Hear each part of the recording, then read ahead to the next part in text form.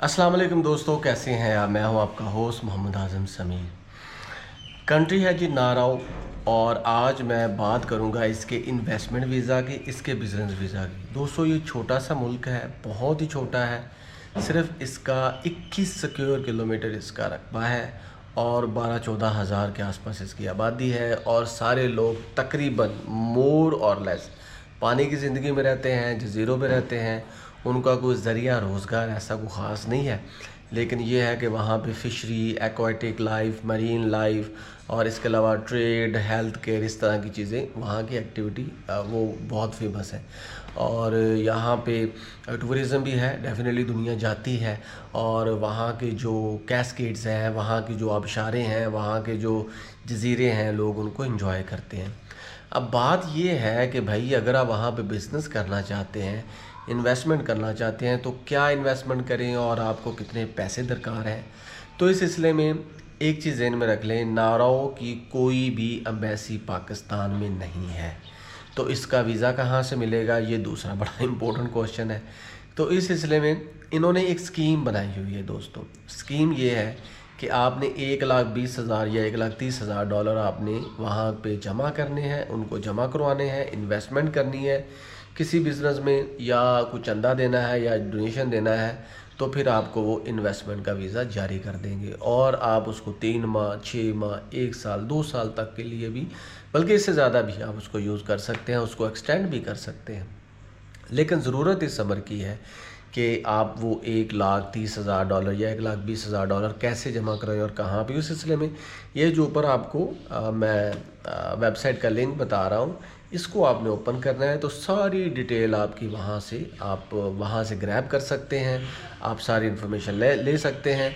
लेकिन तीसरा सवाल ये भी जन्म लेता है कि जब उनकी एम्बेसी यहाँ पे नहीं है, तो आपको वो वीज़ा कैसे जारी करेंगे। तो इस सिलसिले में ये है दोस्तों कि आप इस वेबसाइट पे जब जाएंगे ना, तो उसकी तमाम डिटेल्स आपको मिल जाएंगी, ठीक है। इसके अलावा भी, इसके बरक्स भी, उनका मीडिया वीज़ा होता है, वो आपको यहाँ पे ऑनलाइन ही अप्लाई करना पड़ता है, ठीक है। जब आप उसको अप्लाई करेंगे तो उसके वो मेरा ख़्याल है कि विदन 5 डेज़ और 6 डे आपको वीज़ा मिल जाता है। लेकिन इससे भी अथेंटिक चीज़ ये है कि ये जो भी मैंने आपको बताया ना कि इन्वेस्टमेंट वीज़ा बिज़नेस के लिए, तो आप अपना वर्कआउट करेंगे कि अगर आपने वहाँ पे मैरीन लाइफ के लिए अप्लाई करना है, अगर आपने वहाँ एक्वेटिक लाइफ के लिए अप्लाई करना है, अगर आपने वहाँ पे हेल्थ केयर के सेक्टर में कोई इन्वेस्टमेंट करनी है, या अगर आपने वहाँ पे टूरिज़म के सेक्टर पे इन्वेस्टमेंट करनी है, या वहाँ पे आपने ट्रेड करनी है, या एग्रीकल्चर का कोई काम करना है, तो ये पोर्टल जो है ये आपको मुकम्मल इन्फॉर्मेशन देगा कि भाई आप इस तरह वीज़ा अप्लाई करें।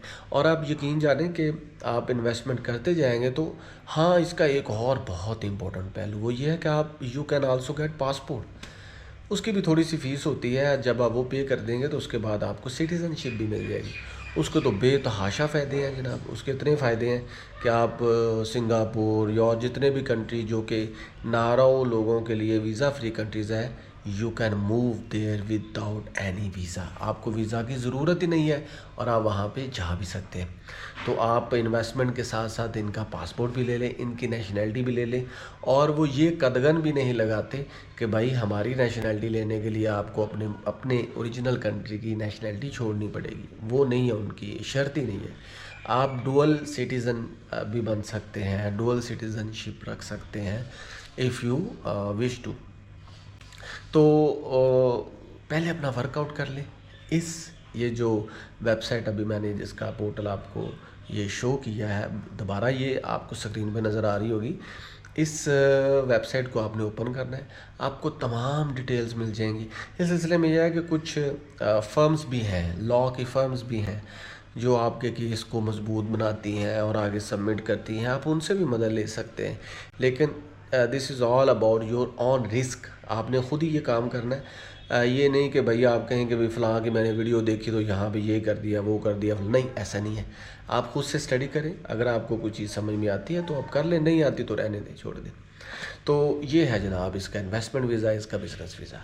तो प्यारे भाइयों, as far as me is concern, मैं कोई वीज़ा एजेंट नहीं हूँ, ना ही मैं कोई लॉयर हूँ। आपका दोस्त हूँ, आपका भाई हूँ, आपको गाइड करता रहता हूँ, और यही मेरा डिस्क्लेमर भी है। तो आज तक के लिए बस इतना ही। मिलेंगे next country, next visa index के साथ। तब तक के लिए अपना भरपूर ख्याल रखें। मुझे दे इजाज़त। अल्लाह हाफिज़।